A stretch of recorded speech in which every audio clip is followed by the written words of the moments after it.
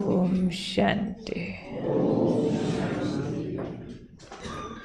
ओम शांति। आज का स्वमान। मैं विशेष आत्मा हूँ।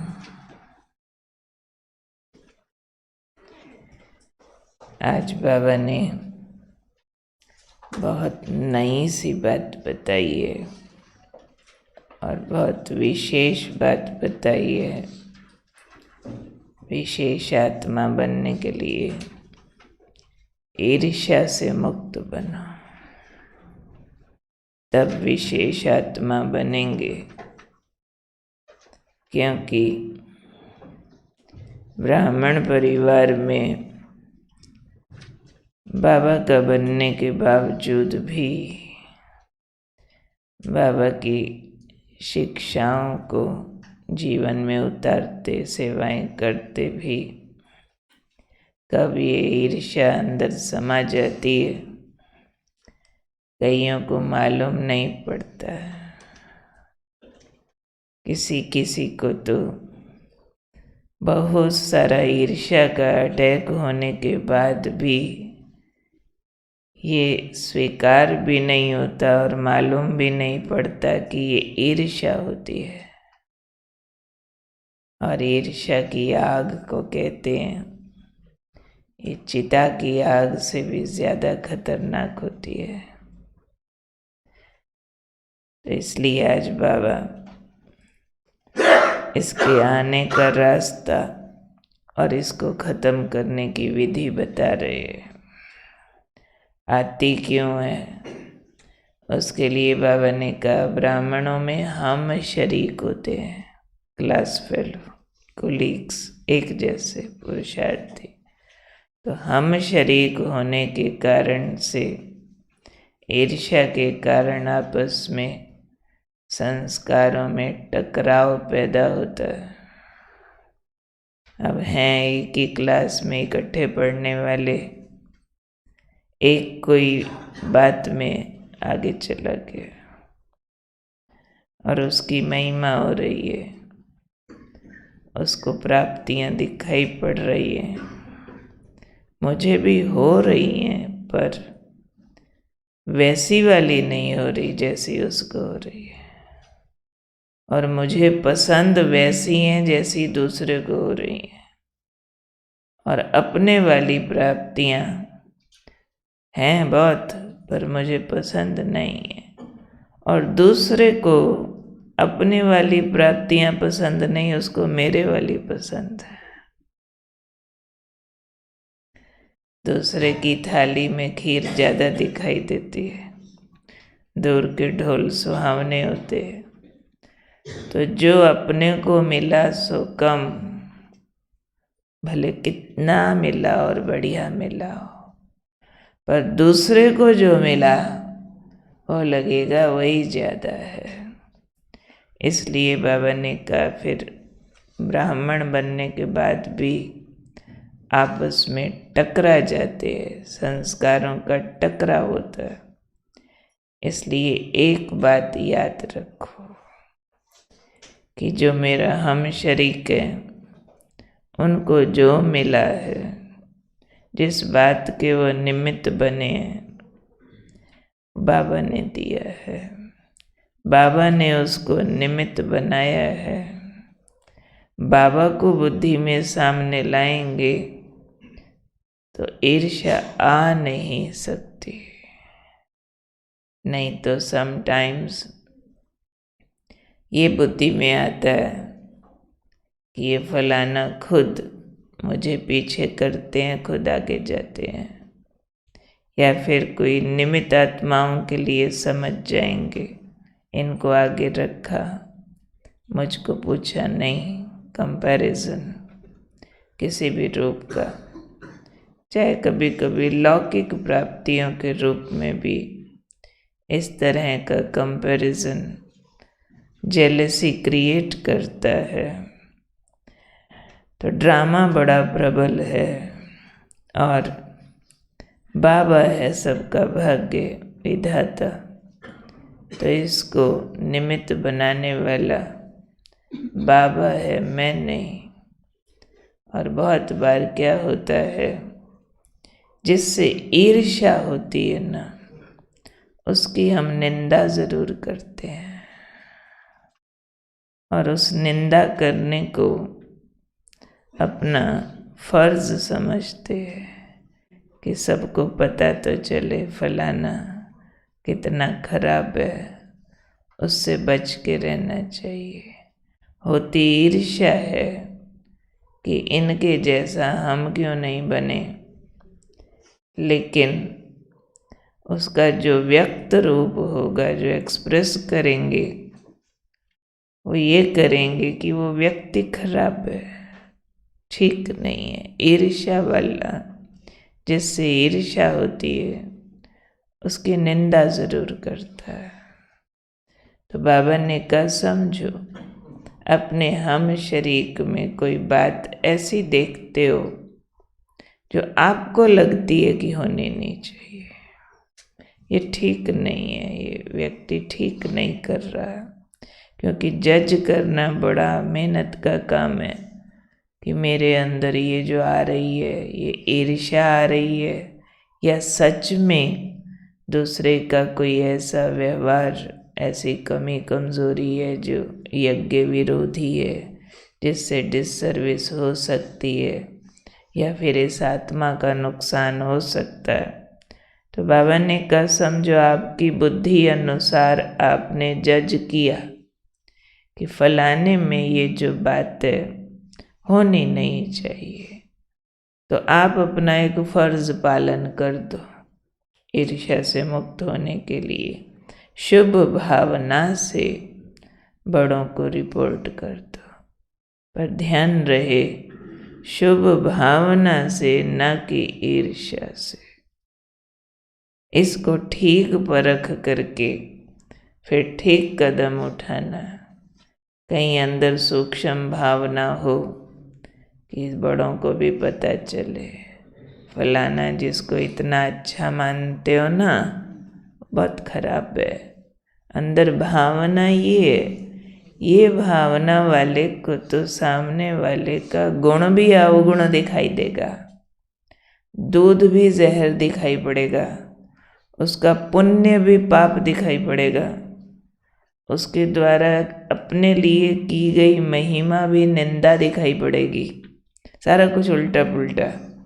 क्योंकि ईर्ष्या के बादल बहुत घने होते हैं और बिल्कुल आंखें बंद कर देते हैं।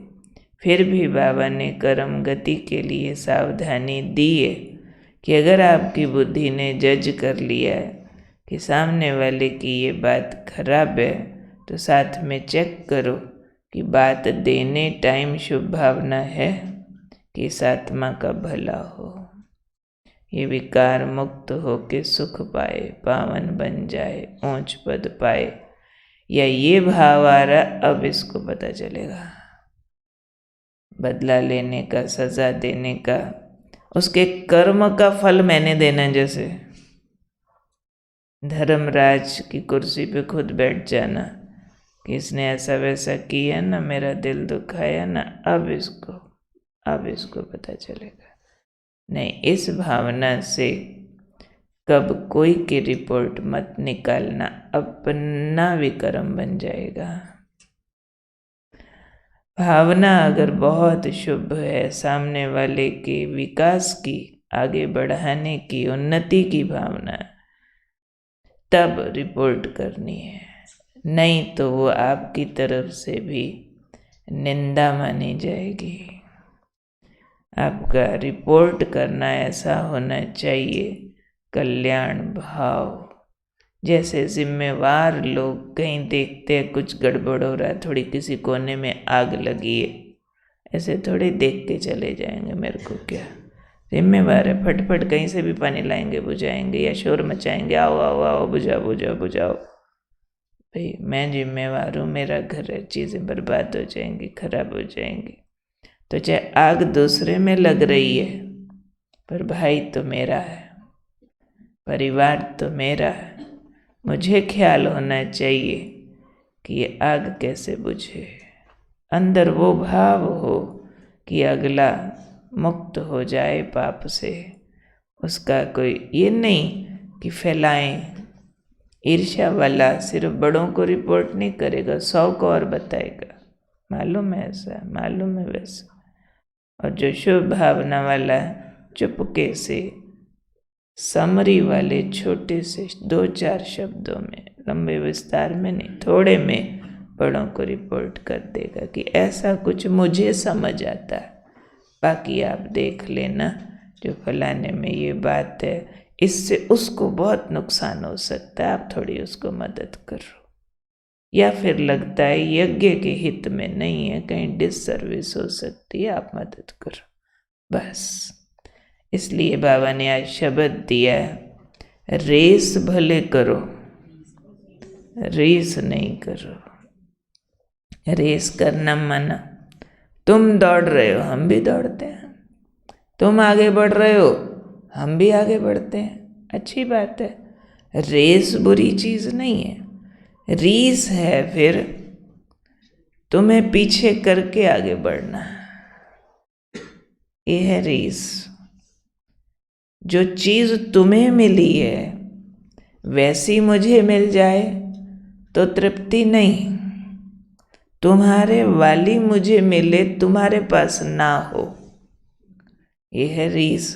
तुम्हारी छीन लूँ, तुम्हारी महिमा होती थी, मेरी भी होती है पर संतुष्टि नहीं है, पर जो तुम्हारी होती पहले वो खत्म होनी चाहिए।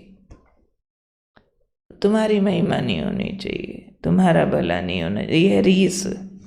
रेस माना तेरी हो रही है, तुम सद्गुण धारण कर रहे हो, अच्छे काम कर रहे हो, मैं भी कर लेती हूँ। सीख जाएं एक दूसरे से। तो रेस है लर्निंग प्रोसेस और गुणों को फॉलो करना। इसमें गुण देखा, चुरा लिया, ऐसा गुणवान अच्छा, ऐसा अच्छा योग करते, ऐसा अच्छा अनुभव सुनाते, ऐसे इन्होंने त्याग किया, ऐसे इन्होंने क्षमा किया, ऐसे इन्होंने सहन किया, चलो हम भी करते, वाह, सीख गए एक दूसरे से।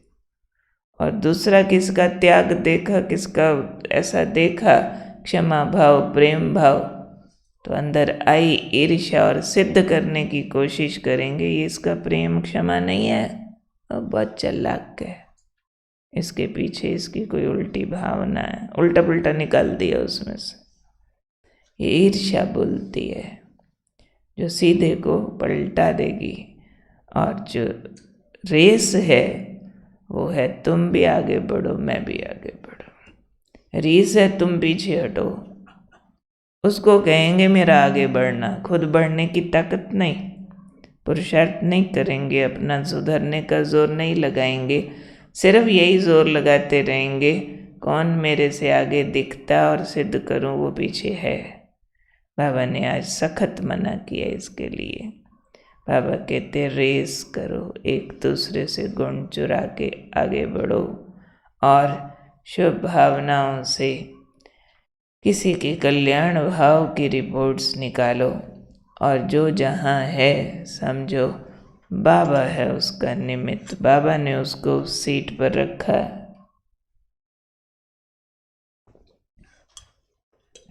दादियों को सदा ऐसा देखा, कितनी दादियाँ हम शरीक थी, 60-70 थी उस टाइम। तो दादी प्रकाश मणि जी बहुतों से आयु में छोटे थे, बाबा ने उनको मुख्य रख दिया, चीफ रख दिया। उनके लाइफ टाइम में दीदी मनमोहिनी, दादी जानकी, चंद्रमणि दादी सब सेवाओं में बढ़ चढ़ कर थे, मनोहर दादी, गंगे, सब कौन किससे कम था। पर हमने तो खुली आंखों से इनका व्यवहार देखा, कैसे दादी के लिए रिस्पेक्ट, प्यार, एप्रिसिएशन और ऐसी भावना जैसे दादी चीफ बने सो हम बने, जैसे सेम बात।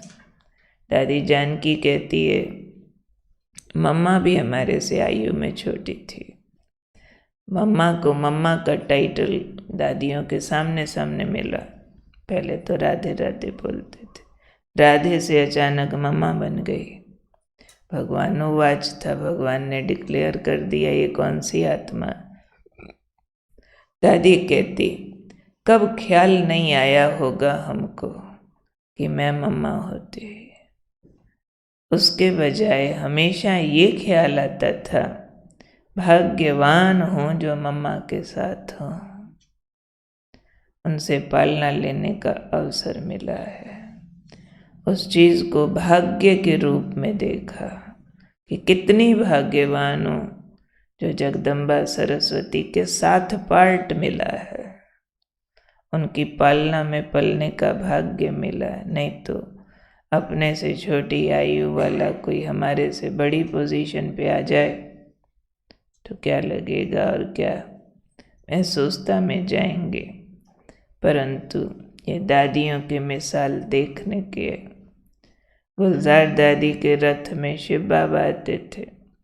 दादी प्रकाश मणि के बाद चीफ बनाया दादी जानकी को। हमने इन दोनों दादियों का देखा, आपस की भावनाएं। जानकी दादी के लिए गुलजार दादी हमेशा बड़े रहे और गुलजार दादी में ऐसे सूक्ष्म सुई की नोक बराबर भी ये फीलिंग नहीं आई कभी कि ये मुझे बड़ा समझ के मान दे रही है तो मैं बड़ा अपने को मान जाऊं। उन्होंने हर हाल में, हर हिसाब में, हर बात में दादी जानकी को रिगार्ड इतना दिया जो बात मत पूछो, बात मत पूछो। क्यों? बाबा ने इनको चीफ बनाया, बाबा ने निमित्त बनाया, तो माना हम बाबा को रिगार्ड देते हैं। बाबा की कार्य करने की अपनी विधि है। अब जानकी दादी को चीफ बना देने से ये सिद्ध नहीं किया बाबा ने कोई सूक्ष्म गति समझे कि कोई गुलजार दादी पीछे है। अगर दादी प्रकाश मणि को चीफ रखा तो उसका ये अर्थ नहीं कि दीदी मनमोहिनी पीछे है, पर कोई समझना चाहे तो समझ लेवे, और अगर समझ लेवे तो टकराव आएगा। नहीं समझेंगे तो उन्होंने आपसी एकता से चमत्कार कर दिए। दादी दीदी की दोस्ती ऐसी मशहूर थी कि जैसे दो शरीर एक जान है। एक को कही दूसरे से समझी एक बात है। संस्कारों में तो अंतर होता ही होता है, होता ही था सदा हर एक में, परंतु बाबा का रिगार्ड होने के कारण बाबा ने जब जहाँ जिसको व्यवस्थाओं की जो सीट दे दी उसमें सबने सिर झुका दिया, और इससे वो छोटे नहीं हुए, खुद बड़े हो गए। ब्रिजेंद्रा दादी यज्ञ की मुख्य संदेशी थी, बहुत विशेष पार्ट था उनका। लेकिन शायद संतरी दादी का ये वाला पार्ट, जब बाबा की प्रवेशता की बात आई तो उन्होंने खुद गुलजार दादी को आगे किया, नहीं बाबा इनमें आवे। सदा की यज्ञ की संदेशी थी वो, और उससे देखा वो कोई पीछे नहीं हुए। बाबा ने उन आत्माओं को फिर मान दे के इतना आगे बढ़ाया। ये भी तो परीक्षा ली जाती है ना, अभिमान की परीक्षा होती है ये, कि हमारी तो अंदर की सूक्ष्म दौड़ है। बाहर से जो पोजीशंस या हमको जिम्मेवारियां या सीट दी जाती है, ये कुछ बाहरी गुण विशेषता योग्यता को देखकर सेवा का पार्ट दे दिया जाता है, पर ये कोई भाग्य का निर्धारण नहीं होता। भाग्य का निर्धारण फिर भी पुरुषार्थ से होता है। इसलिए ये याद रखते हुए कि मैं विशेष आत्मा हूँ। अगर अपने ऊंचे स्वमान में रहेंगे ना, मैं विशेष आत्मा हूँ, तो कभी भी किसी के पार्ट से ईर्ष्या नहीं आएगी। अगर रेस करेंगे, रीस नहीं करेंगे, तो बाबा ने कहा विशेष आत्मा बन ही जाएंगे। और याद भी रखना है, मैं जो हूँ अपनी और भगवान की नज़रों में मेरे जैसा दूसरा कोई हीरा बाबा के पास है नहीं, यूनिक हूँ। मैं यूनिक हूँ, जो हूँ अपने अपने रोल में। मेरे जैसा एक ही हीरा है बाबा के पास, दूसरा नहीं। तो मेरा रोल बेस्ट है। उस हीरो स्मृति में, विशेष स्मृति में रहे। ठीक है।